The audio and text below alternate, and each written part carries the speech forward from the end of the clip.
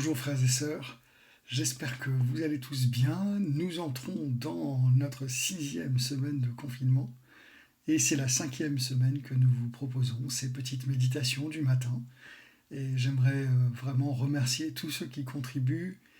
Je trouve que ça forme tout un ensemble. Ça me fait penser peut-être à un collier de perles. C'est des petites perles qui sont livrées tous les matins comme ça, qui nous accompagnent durant la journée. Et vraiment merci à tous ces 5 contributeurs de nous livrer ce qu'ils nous livrent le matin. Un grand merci. Je ne sais pas si vous avez eu l'occasion de lire la prédication que je vous ai proposée hier sur le livre de Job et ses faux amis, sur cette thématique si riche et profonde de la consolation. Un des exercices que je vous proposais de vivre, c'était justement de réfléchir à partir de cette méditation sur ce que vous, fondamentalement, ce dont vous avez besoin pour être consolé, en fait. De le vivre dans un face-à-face avec Dieu. J'ai mentionné plusieurs textes dans cette prédication qui avaient à faire avec ce thème si riche de la consolation qu'on peut trouver du début de la Bible quasi jusqu'à sa dernière parole. Et depuis hier, en fait, plusieurs textes me sont remontés aussi. Et j'aimerais simplement les partager avec quelques mots de commentaire. Le premier, c'est le psaume 42 que j'ai mentionné, où en fait on peut repérer une forme d'exercice qui consiste à se consoler comme soi-même, comme Job l'a fait, par la parole de Dieu. Comme une biche désire l'eau du ruisseau, ainsi je te désire, toi, mon Dieu. J'ai soif de Dieu, du Dieu vivant. Quand pourrais-je entrer dans son temple et me présenter devant lui ? Jour et nuit, je passe mon temps à pleurer, car on me dit sans arrêt « Où est ton Dieu ? Que fait-il » J'ai des souvenirs qui me touchent le cœur. Autrefois, je marchais en tête de la procession. J'avançais vers la maison de mon Dieu dans la foule en fête, parmi les cris de joie et de louange. Pourquoi me décourager ? Pourquoi me plaindre de ma vie ? Il vaut mieux compter sur Dieu. Oui, je vais encore le remercier, lui mon Sauveur et mon Dieu. Mon Dieu, je suis découragé. C'est pourquoi je pense à toi, là où je suis, au pays du fleuve Jourdain, près du mont Petit, dans les montagnes de l'Hermont. Tout autour, tu fais rugir les torrents. De même, toutes les vagues et toute ton eau tombent sur moi, je suis complètement noyé. Pendant le jour, que le Seigneur me montre son amour. Alors la nuit, je chanterai pour lui, je prierai le Dieu qui me fait vivre. Pourquoi me décourager ? Pourquoi me plaindre de ma vie ? Il vaut mieux compter sur Dieu. Oui, je vais encore le remercier, lui mon Sauveur et mon Dieu. Ce psaume est d'une certaine manière, je crois, une matrice pour une forme de consolation. En tout cas pour vivre quelque chose qui est de l'ordre de la consolation dans notre vie spirituelle. En particulier parce que vous l'avez remarqué, il passe de cette expression, de ses émotions, comme Job. Ici, on retrouve tout à fait la même chose face à Dieu, ce qu'il ressent face aux personnes qui lui veulent du mal. Mais il articule, vous l'avez vu, consolation avec merci. À la fin, c'est « Oui, je vais encore le remercier, lui, mon Sauveur et mon Dieu ». Je crois que là, il y a quelque chose qui est intéressant à essayer de creuser. Peut-être que vous pouvez le faire maintenant, en tout cas le poser devant vous durant toute cette semaine comme quelque chose à vivre et à investir.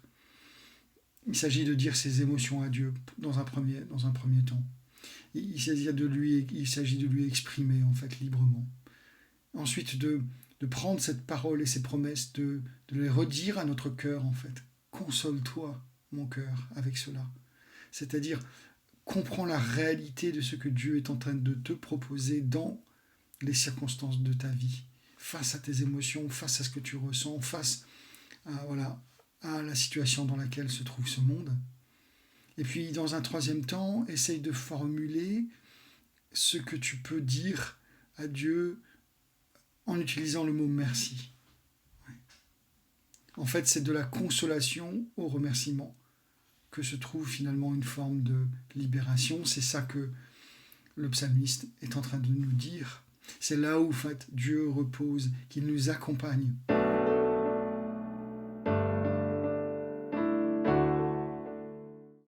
deuxième texte qui m'a parlé ce matin, dans ma propre méditation et sur cette thématique de la consolation, c'est un texte de Paul cette fois-ci, en 2 Corinthiens 3, des versets 1 à 10. Bénissons Dieu, le Père de notre Seigneur Jésus-Christ, le Père riche en bonté, le Dieu qui accorde le réconfort en toute occasion. Il nous console dans toutes nos détresses, afin que nous puissions réconforter ceux qui passent par toutes sortes de détresses, en leur apportant la consolation que nous avons nous-mêmes reçue de lui. En effet, de même que nos souffrances en union avec le Christ sont très grandes, de même nous recevons aussi du Christ un très grand réconfort. Si nous sommes dans la détresse, c'est pour votre réconfort et pour votre salut.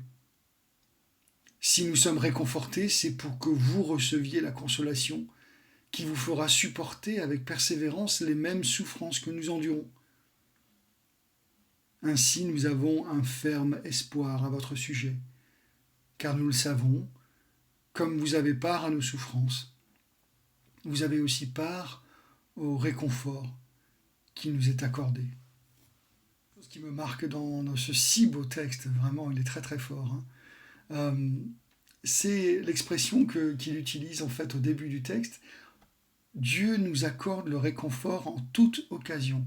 Alors certaines autres traductions disent dans toutes nos détresses.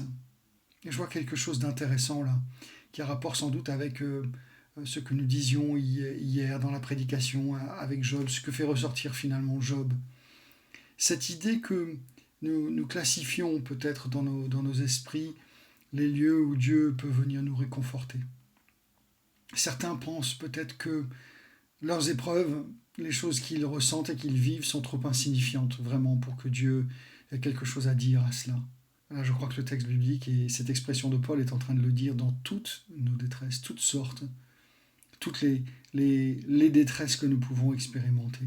Il n'y a pas trop petite pour que Dieu ne s'y intéresse et que Dieu ait une parole à s'adresser à ce que nous vivons. Et c'est extraordinaire en fait, comme promesse. Et peut-être à l'inverse aussi, il y a l'idée que nous ne pouvons pas être consolés de notre condition humaine. On découvre ça dans beaucoup de philosophies existentialistes, des philosophies d'aujourd'hui, des réflexions d'aujourd'hui. L'homme, finalement, est inconsolable, et c'est vrai. D'une certaine manière, il y a des épreuves de la vie qui sont comme des vagues surgissantes, que mentionne le psaume 42 aussi. Des choses exceptionnelles qui peuvent venir vraiment nous laisser penser que rien ne pourrait jamais nous consoler. Or, voyez, c'est pas ce que Paul est en train de dire dans toutes nos détresses, dans toutes sortes de difficultés, il y a une source de consolation qui est en Dieu, qui est en Jésus-Christ. Nous le savons dans sa surmain. Et je trouve ça vraiment une parole si forte, si profonde pour nous-mêmes. C'est exactement l'inverse, voyez, de ceux qui pourraient penser qu'il n'y a pas de trop... que l'expérience de notre vie est trop petite pour que Dieu s'y intéresse. Et là, c'est exactement l'inverse. Les épreuves de la vie sont trop grandes pour que Dieu ait quelque chose à dire. Mais non, Paul nous rappelle bien dans toutes nos détresses. Et peut-être il y a un troisième groupe aussi de gens qui justement mettent le péché, qui mettent le péché en avant, on pourrait dire en termes de consolation, comme l'ami de Job, qui dit mais si tu as fait si tu te retrouves dans cette détresse aujourd'hui, c'est pour des raisons morales, c'est ta faute, c'est parce que tu es responsable. Et là, bien évidemment, dans ce cas-là, c'était la pointe de ce que nous avons dit hier, il n'y a pas de consolation possible. Dans toutes nos détresses, dans les moments où nous réalisons que nous sommes responsables de quelque chose qui pèse sur notre vie, même là, en fait, au cœur de cette responsabilité, au cœur de cette conscience, la consolation est possible. Elle réside en Christ.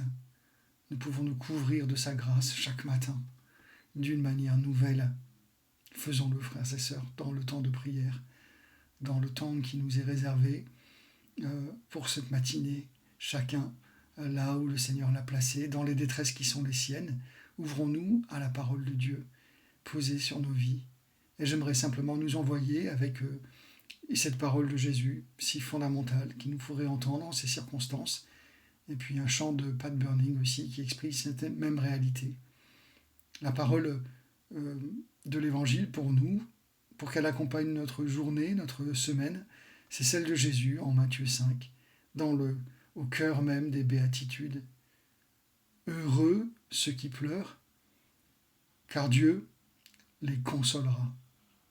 Amen.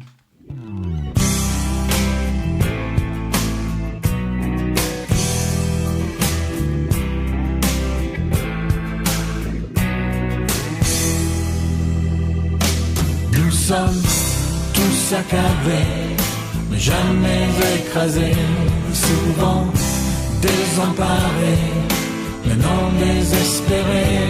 Nous sommes persécutés, mais non abandonnés, parfois mais terrassés,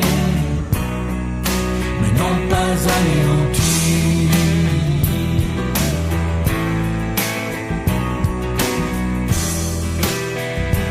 Car nous portons ce trésor de la vie de Jésus-Christ dans les vases d'argile que nous sommes, que la puissance de Dieu soit la force de notre vie. C'est en lui que nous nous confions. Nous sommes tous accablés, mais jamais écrasés, souvent désemparés, mais non désespérés. Nous sommes persécutés, mais non abandonnés, parfois mais terrassés, mais non pas anéantis.